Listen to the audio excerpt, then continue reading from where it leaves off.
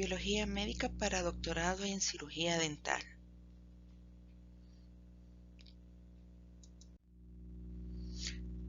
Valor del mes, compromiso.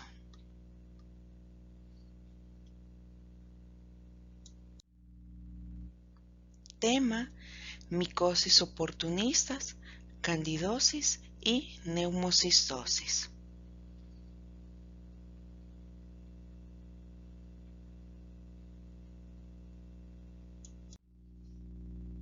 Objetivos, mencionar las generalidades microbiológicas sobre las micosis oportunistas, explicar la importancia clínica de la candidosis y neumocistosis, conocer los métodos de diagnóstico de candidiosis y neumocistosis y mencionar el tratamiento y prevención de las micosis oportunistas.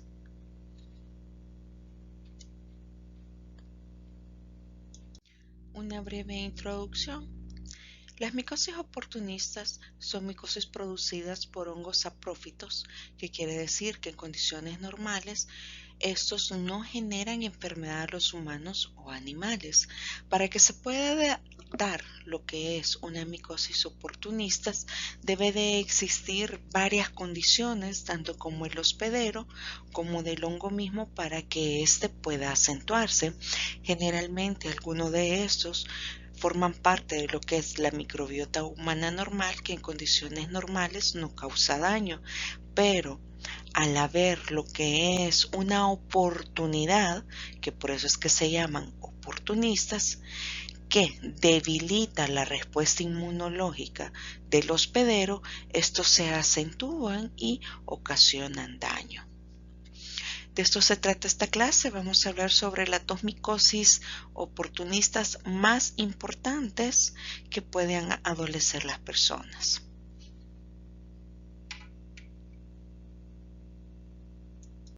Condiciones de los hongos para que se pueda presentar lo que es el oportunismo.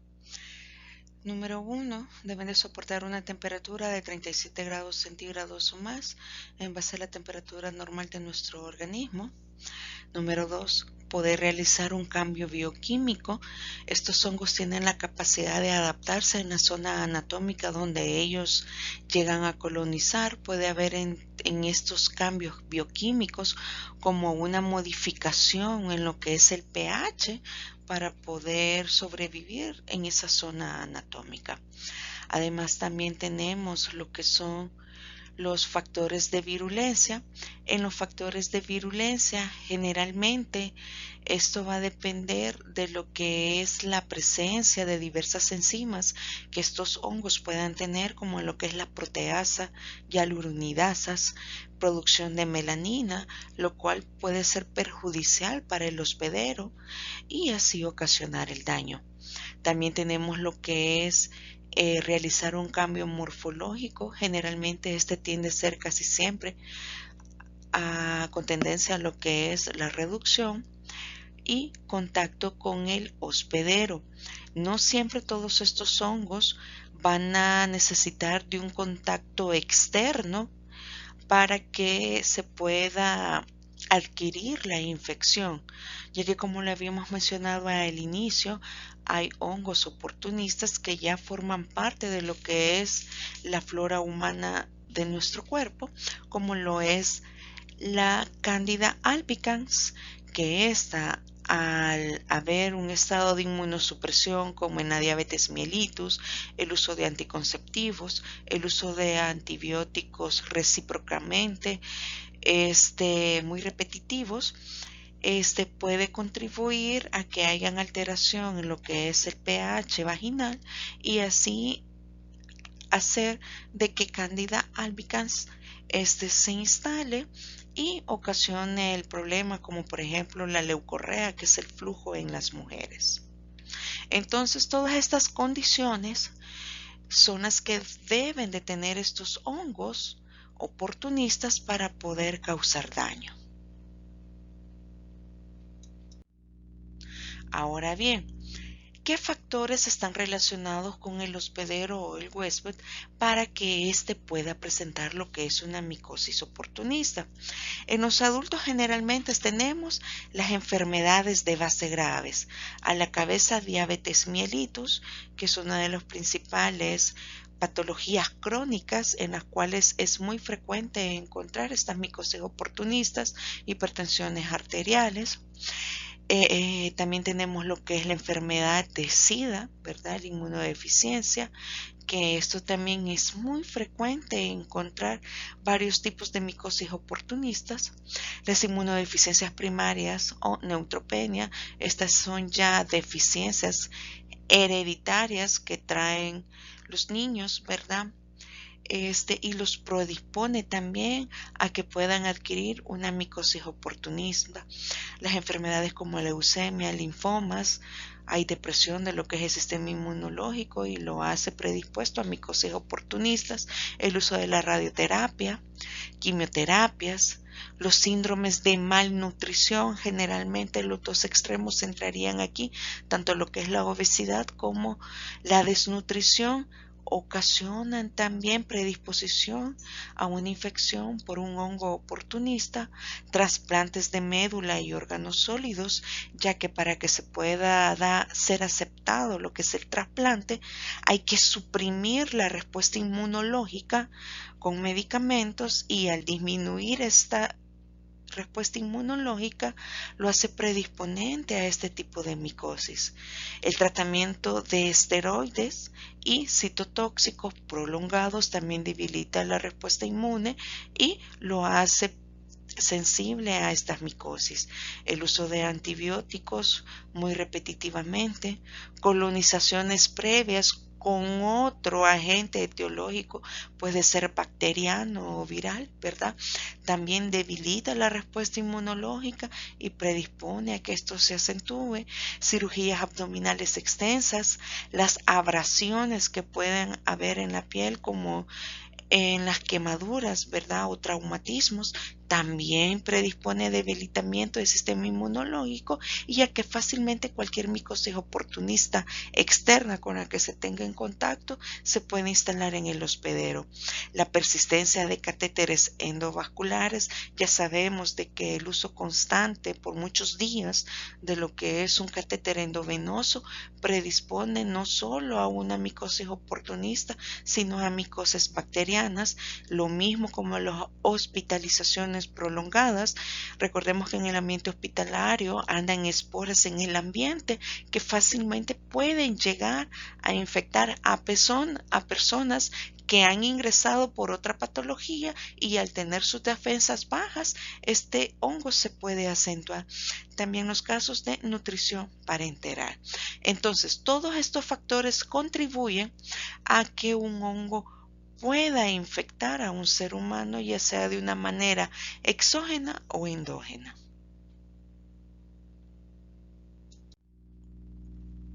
Ahora bien, sé que hemos estado hablando mucho de lo que son las micosis oportunistas, hay una gran gama de lo que son estas micosis, pero vamos a hablar de las dos más importantes o las de mayor importancia médica, que es la Candida albicans y Pneumocystis jirovesi.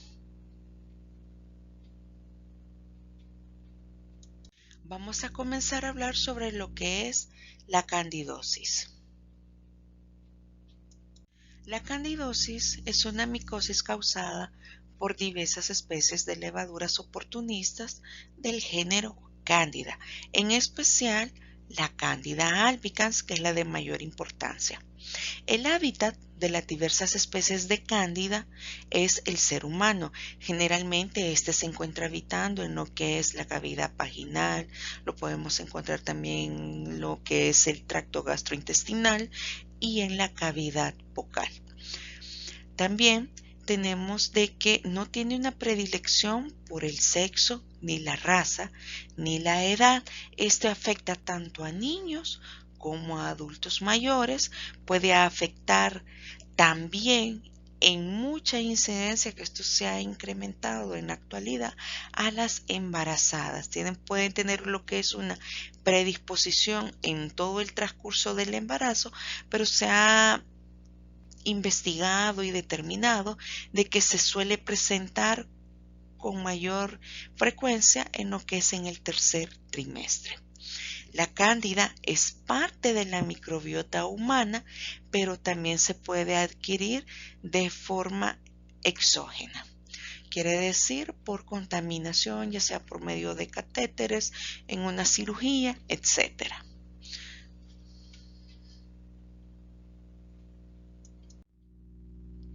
Los lugares anatómicos donde podemos encontrar lo que es cándida. Cándida se presenta desde los primeros días del nacimiento y tiene una gran predilección por lo que son las mucosas. Se encuentra tanto en el tracto gastrointestinal, del 40 al 50% en la frecuencia.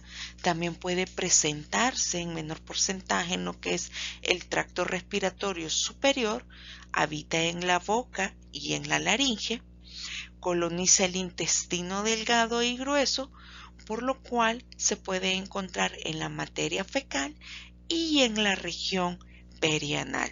Estos son los sitios anatómicos de mayor frecuencia donde nosotros podemos encontrar lo que es cándida.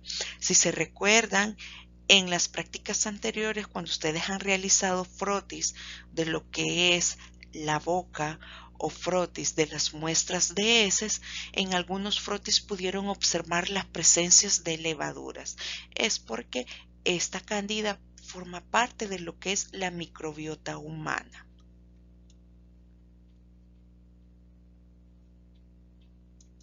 Ahora vamos a hablar sobre lo que son las especies de cándida. El género cándida tiene muchas especies.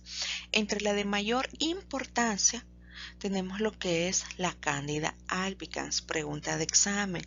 Por eso se las he recalcado las palabras en rojo. La candidosis va a ser producida por Candida albicans principalmente. Ahora bien, otra de las especies también tenemos lo que es la tropicalis, la parapsilosis, la clavata, la guillermondi, la dublin y una que es muy importante y que al momento se considera lo que es un hongo emergente porque anteriormente no había mucha incidencia de lo que era este hongo, pero actualmente a nivel mundial los casos de pacientes con Candida auris se ha ido incrementando notablemente, además de lo que son las muertes ocasionadas por este. Al momento es una enfermedad que ha agobiado a lo que es el mundo entero, ya que se está presentando con mucha incidencia en pacientes diabéticos. Candida auris tiende a ocasionar lo que es ya una candidemia, quiere decir que rápidamente pasa lo que es el torrente sanguíneo, y según la OMS, desde que un paciente tiene contacto con la Candida auris, generalmente a los 90 días está falleciendo si este no recibe tratamiento oportuno. Pero para cuestiones de lo que es nuestra cátedra, vamos a hablar sobre lo que es la especie albicans. Ahora bien, clínicamente, la enfermedad de la candidosis se puede dividir en tres grandes grupos. Lo que es la candidosis tegumentarias, que esto va a abarcar lo que es la piel, la mucosa oral y también lo que es la uña. Tenemos lo que es la candidosis visceral, como su nombre lo indica, afecta a vísceras, quiere decir órganos en nuestro cuerpo humano.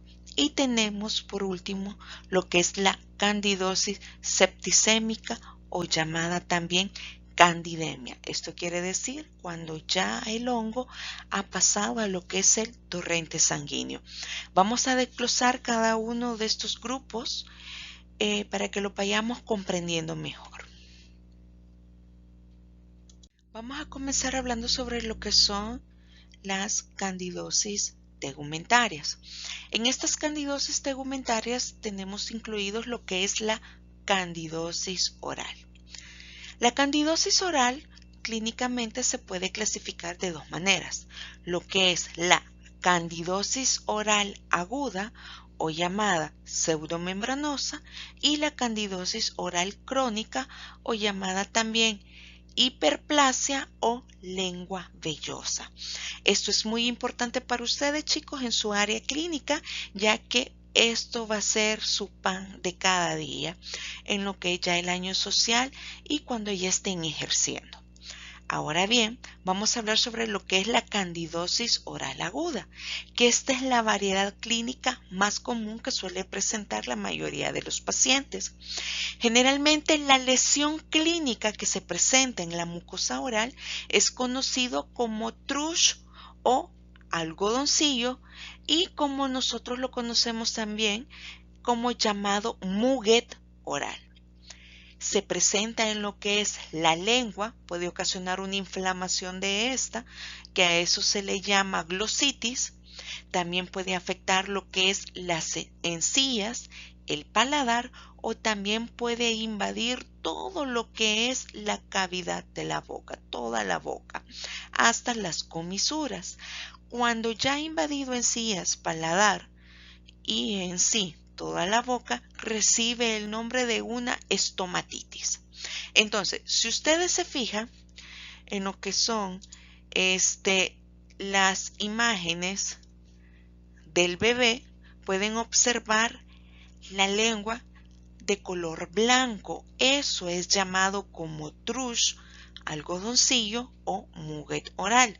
Igual, en la parte de abajo, ustedes pueden observar la infección de lo que es parte de los labios, las encías, y esto quiere decir que esto ya me invadió toda la cavidad bucal, el hongo. Esto recibe el nombre de una estomatitis. Esto va a ser muy frecuente en su consulta.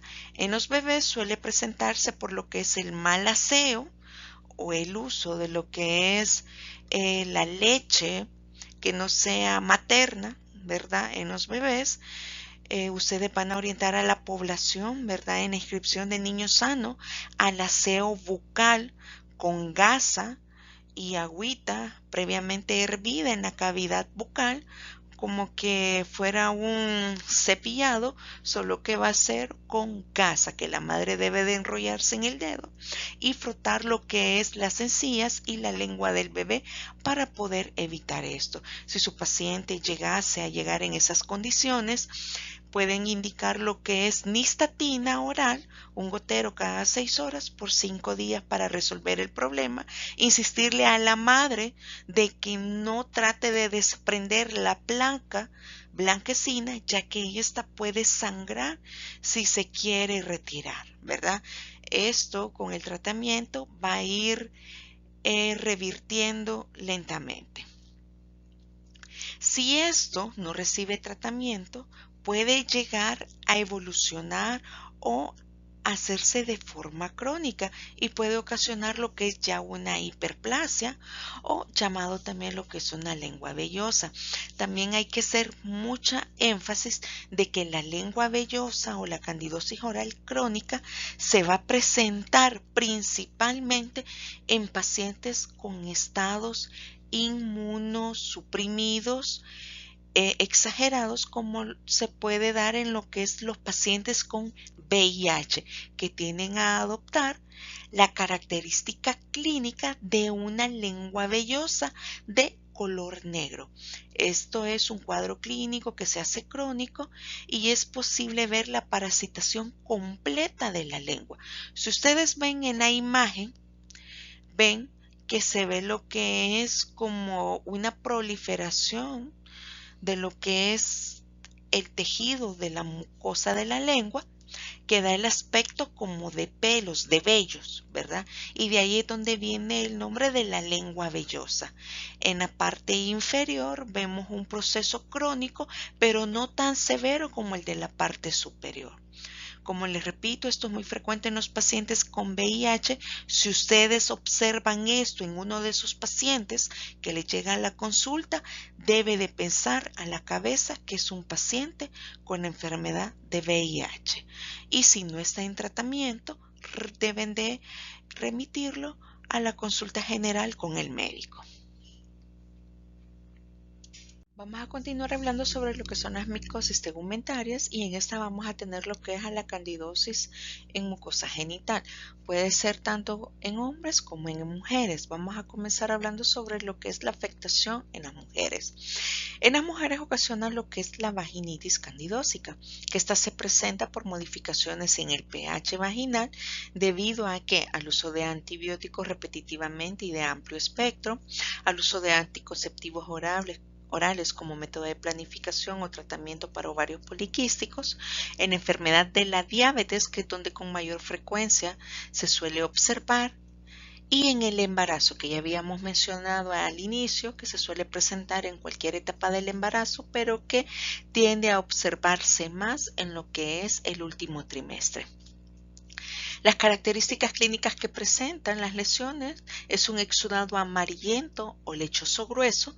Generalmente la literatura hace referencia a lo que es como la consistencia o la forma de requesón, ¿verdad? Se forman parches de una pseudomembrana blanca grisácea similar a como lo observábamos en lo de la candidosis oral aguda. Que esto se observa en lo que es en la mucosa vaginal, ocasiona lo que es mucha comezón, que a eso refiere el término de prurito, y puede presentar ardor, que es por lo cual generalmente llegan las mujeres a consultar, ya que les pica, les duele y le arde, y cada vez que van a orinar sienten más acentuado el malestar, además de ocasionar esa salida de esa secreción que se vuelve un poco incómodo, ya que permanece con la ropa interior húmeda y se siente con mal aseo.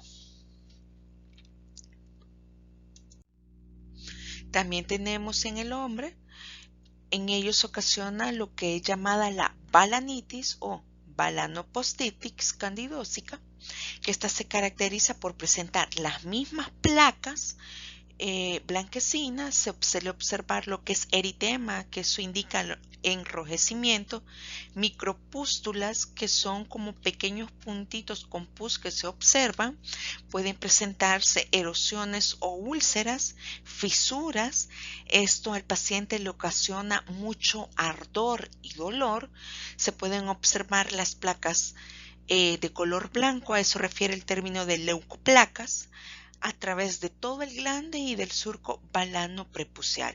Es una consulta muy frecuente también por esto. Generalmente lo han adquirido por relaciones sexuales.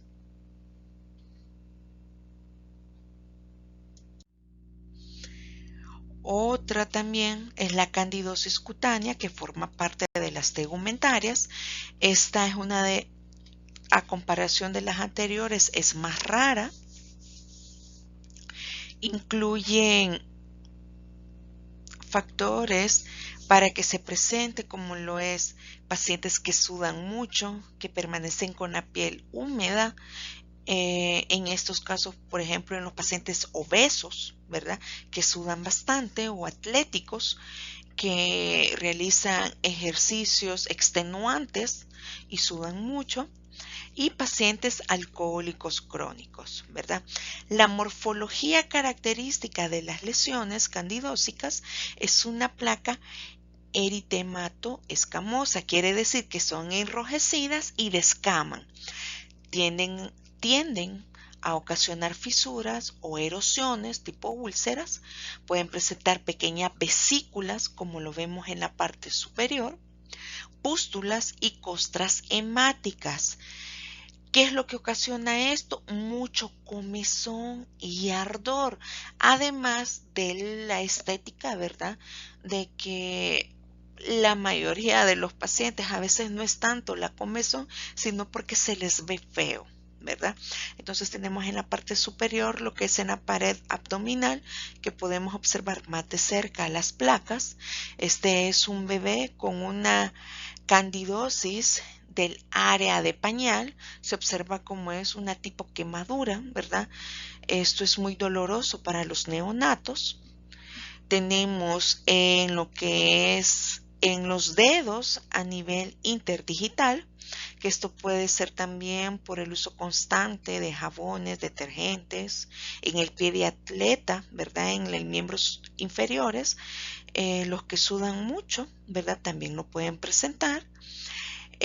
Cuadros de obesidad, que generalmente se caracteriza por estar en los pliegues donde le llamamos el gordito, ¿verdad? Que son zonas que permanecen muy húmedas y dan predisposición a que se acentúe el hongo, ¿verdad?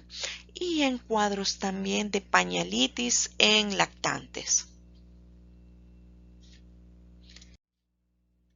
Vamos a hablar de la segunda clasificación, que es la candidosis visceral. Generalmente aquí los pacientes con afecciones debilitantes terminales padecen diversos tipos de candidiasis diseminadas. ¿Qué quiere decir esto? Que el hongo ha ido a invadir diferentes tipos de órganos. Endocarditis quiere decir el corazón, las vías urinarias. Meningitis puede llegar a través del torrente sanguíneo a lo que es el cerebro, ¿verdad? Y contaminar lo que son las capas meningias y ocasionar así lo que es una septicemia. ¿Qué factores predisponen a que se pueda presentar la candidosis visceral? Tenemos lo que es el uso de catéteres permanentes, intervenciones quirúrgicas y el abuso con drogas endovenosas, que aquí por el uso de compartir jeringas, ¿verdad? Fácilmente un paciente puede adquirir lo que es la enfermedad.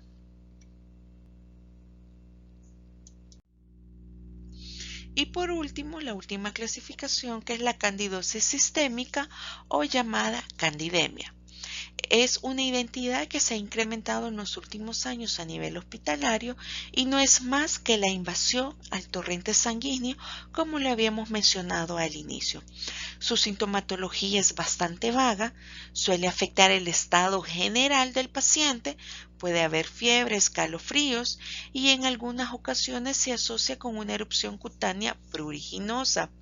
De por sí, generalmente esta es una enfermedad que por sí sola es un poco difícil determinar qué pueda ser ella, ya que estos pacientes ya tienen de base algún proceso infeccioso y se agrega lo que es esta candidosis, ¿verdad? Entonces a veces al inicio es muy difícil saber si la sintomatología es causada propiamente por el hongo o por la enfermedad bacteriana viral que el paciente ya tenga anteriormente. Ya revisamos lo que es la patología de lo que son estas candidosis. Ahora vamos a hablar sobre los métodos de diagnóstico. Hay muchas pruebas de laboratorio que se pueden utilizar en el diagnóstico de cándida. Entre las muestras clínicas que podemos utilizar para su estudio son las escamas de piel, los exudados, ya sea en la cavidad bucal, podemos utilizar las muestras de heces, podemos utilizar lo que es la secreción vaginal, podemos utilizar la sangre para realizar hemocultivos para hongos, lo que es el esputo, la orina, líquido cefalorraquíneo en cuadros de septicemia, etcétera. Entre el primer método de diagnóstico tenemos lo que es el examen directo al fresco con KOH al 20%. El KOH es un aclarante, lo que hace es poder visualizar mejor lo que son las estructuras de lo que es el hongo. Se pueden realizar también lo que son tinciones en los frotis, como ya sea Gram, Bright, Gemsa, e incluso en el Papa Nicolau, llamado de la citología, que se realiza anualmente en todas las mujeres. ¿Qué es lo que vamos a observar al microscopio en una muestra directa al fresco? Vamos a observar lo que son los grandes cúmulos de blastoconidios, generalmente de 2 a 4 micras de diámetro, y se presentan lo que son pseudohifas cortas o largas e hifas. Cuando hablamos de las pseudohifas son como las porciones más pequeñas de la hifa, que son súper largas y están tabicadas o segmentadas. En las imágenes que les he colocado en lo que es la diapositiva, podemos observar, por ejemplo, en la parte superior, que esto es una prueba de citología, o llamado Papá Nicolau, en el cual se observan las levaduras y las hifas que resaltan en todo el frotis. Tenemos también lo que es una muestra al directo, nada más lleva lo que es KOH, es un raspado de lesión de una candidosis cutánea, permite observar lo que son los cúmulos de los blastoconidios, que son las esferas que ustedes observan, y tenemos también lo que son las hifas largas segmentadas. En la parte inferior lo que podemos observar es una preparación al fresco también, pero esto es aparte de un medio de cultivo donde puedo observar las levaduras. Se observan de forma ovalada como que si fueran gemas.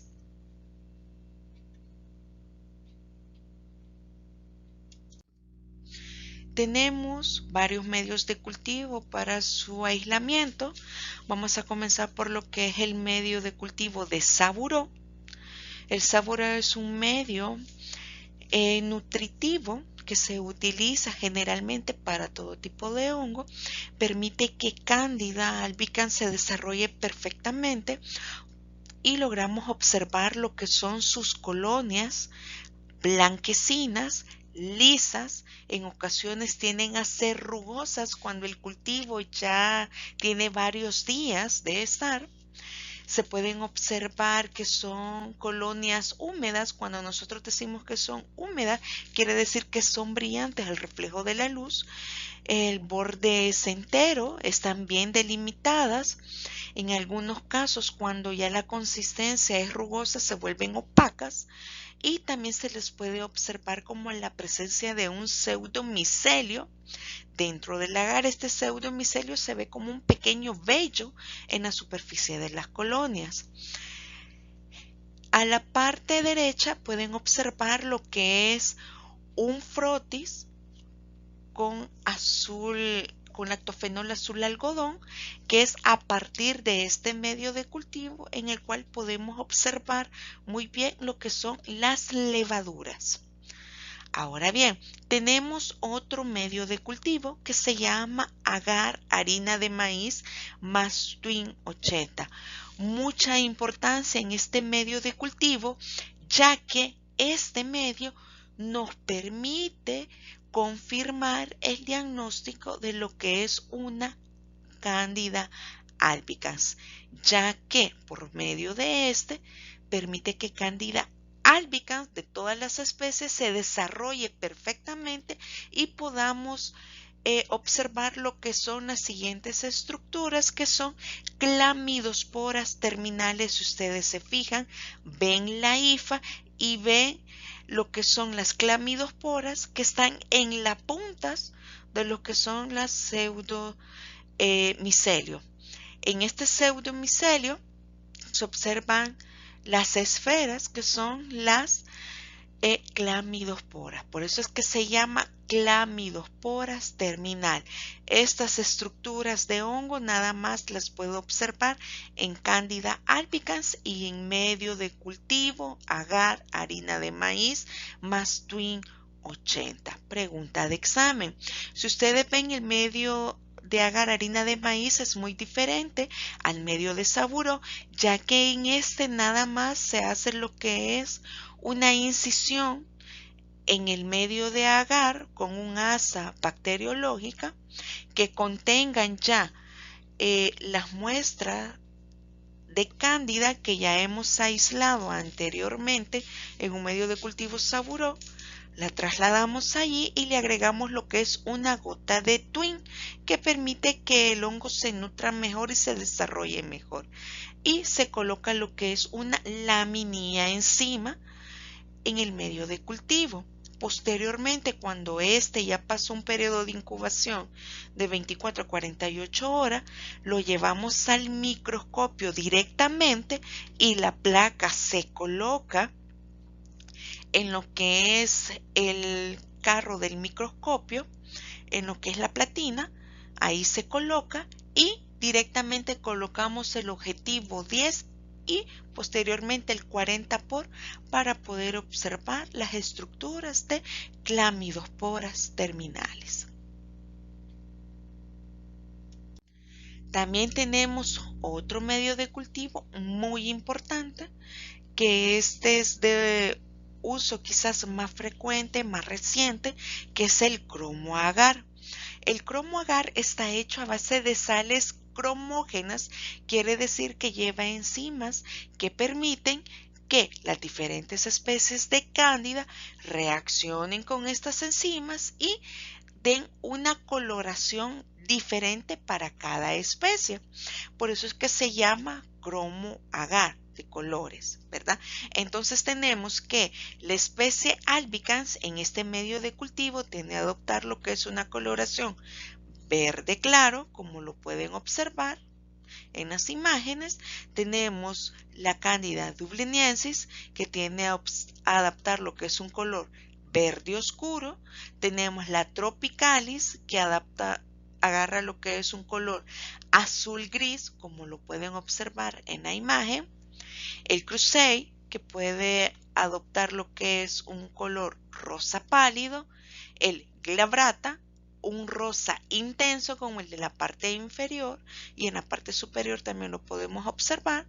Y tenemos Cándida especie, que generalmente es de color blanco.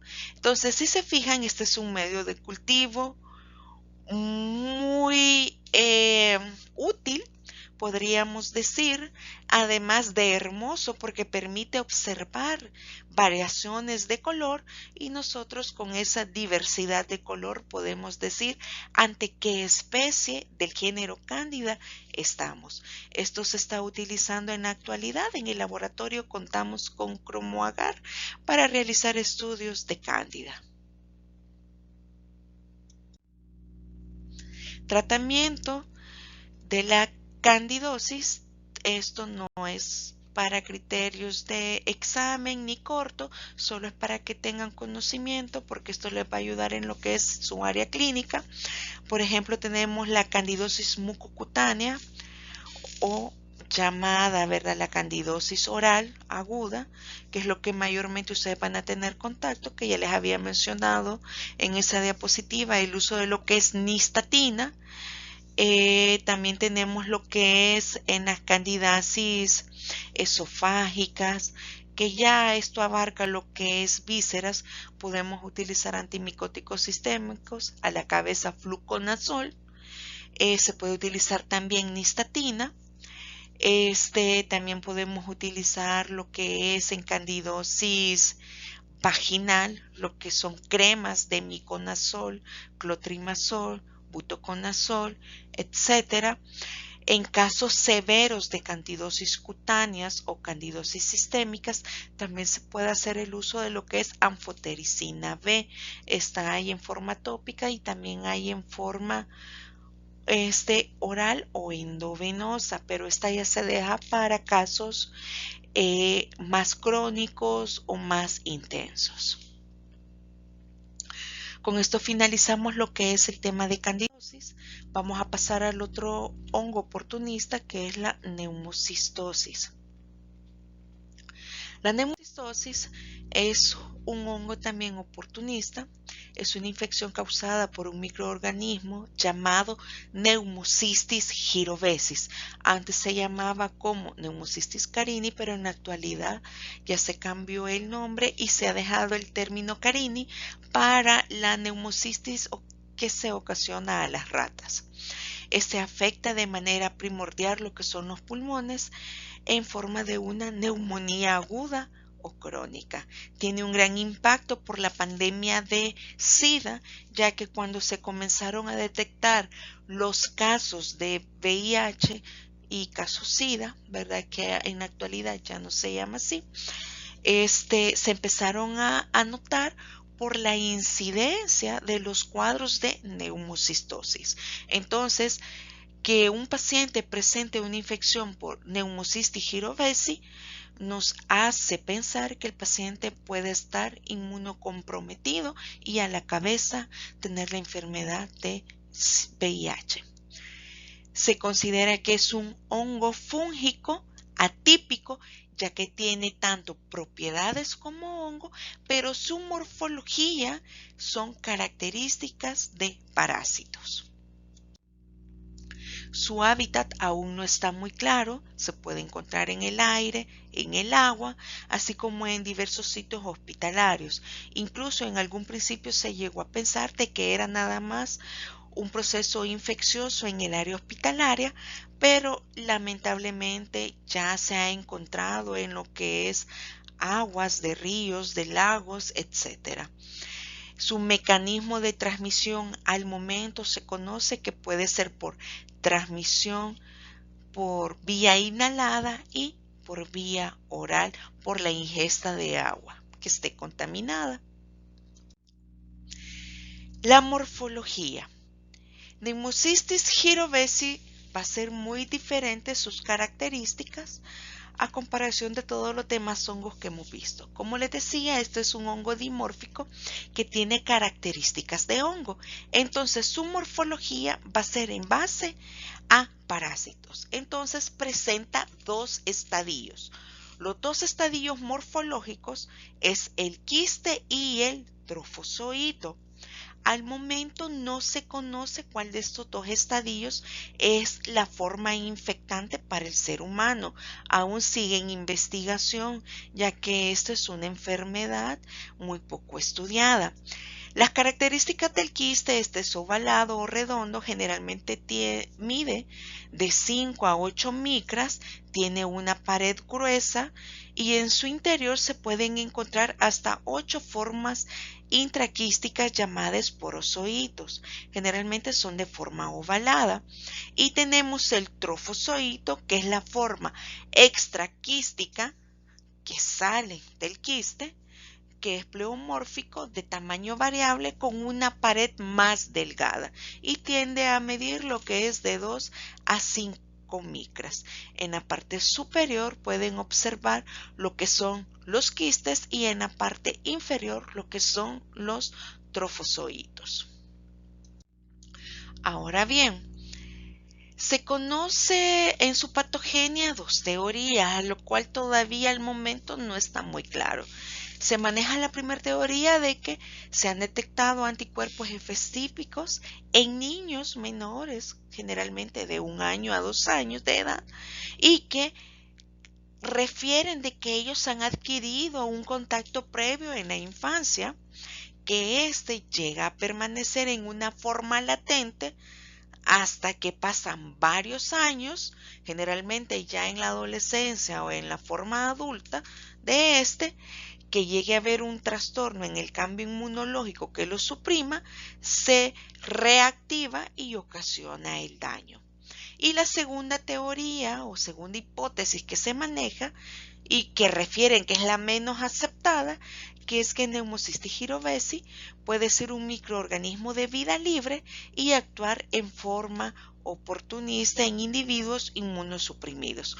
Como les repito, al momento el tema todavía sigue en estudio, no podemos aclarar cómo es en sí la patogenia de lo que es este hongo parásito.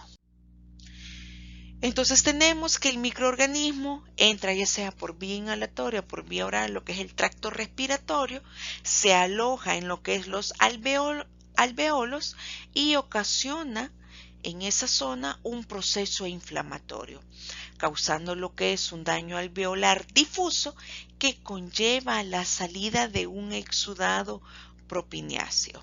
Entonces, ¿qué es lo que ocasiona? Problemas respiratorios principalmente. Clínicamente pueden haber varios tipos de infección por Pneumocystis jirovesi. El 95% de estas infecciones va a ser ocasionado a nivel pulmonar, que hace referencia a lo que son cuadros de neumonías. Entonces, la infección típica más frecuente va a ser una neumonía. Entre otras infecciones extrapulmonares que se observan en el 5% de los casos, tenemos infecciones óticas, quiere decir en el oído, puede ocasionar daño en lo que es el oído medio. Además puede ocasionar infecciones oftálmicas, que esto es muy frecuente observarlo en la consulta espontánea de lo que es oftalmología, que a veces el paciente llega por problemas de agudeza visual que ha perdido, que no puede observar bien, no puede ver bien, tiene dolor, y el oftalmólogo, al hacer un examen profundo, observa la presencia de manchas de color amarillo en lo que es el fondo de ojo.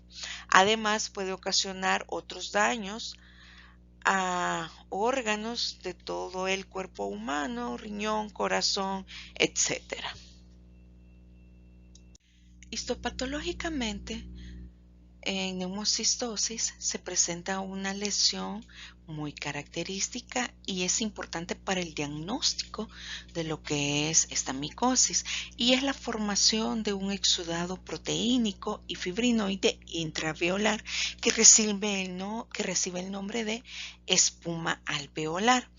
A esta imagen se le considera patognomónica de la neumocistosis y solo se puede observar por medio de la tinción de Komori-Grocott. Pregunta de examen, chicos. La lesión histopatológica clínica de neumocistosis es la espuma alveolar. ¿Y con qué tinción se puede observar? Con Komori-Grocott. Si ustedes observan en lo que es la imagen, pueden observar que se ven quistes y se ve como que si fuera una espuma, ¿verdad? Por eso es que recibe el nombre de una espuma alveolar. Entre los métodos de diagnóstico tenemos, número 1, qué tipo de muestras clínicas podemos utilizar, lo que es un lavado bronquial alveolar, las muestras de esputo o de biopsia pulmonar, que esto nos ayudan bastante en el estudio. Estas muestras las podemos colorear para observar la presencia de los quistes con la tinción de Komori-Grocott, que esta es la que se considera el método de tinción de estándar de oro para el diagnóstico de Pneumocystis jirovecii, ya que esta es la única tinción que nos permite observar lo que es la espuma alveolar. Además, también tenemos coloraciones o tinción de Giemsa, de Paz, que es la misma tinción de Schiff.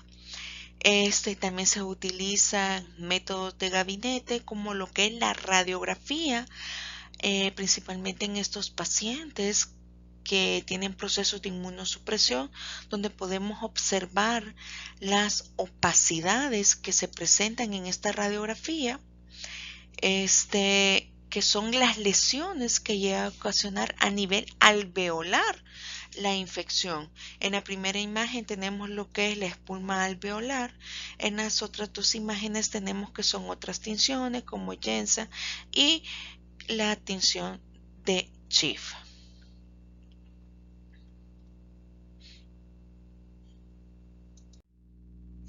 Tratamiento. A pesar de que es un hongo parásito, el tratamiento que va a recibir va a ser con trimethoprim sulfametoxazol, que es un antibiótico. Se indica cada 12 horas y generalmente se da un tratamiento por 21 días. También se pueden utilizar otras opciones como lo que es la pirimetamina, espiramicina, clindamicina con primaquina. Lo que tenemos en las unidades de salud y a nivel hospitalario es trimethoprim sulfametoxazol.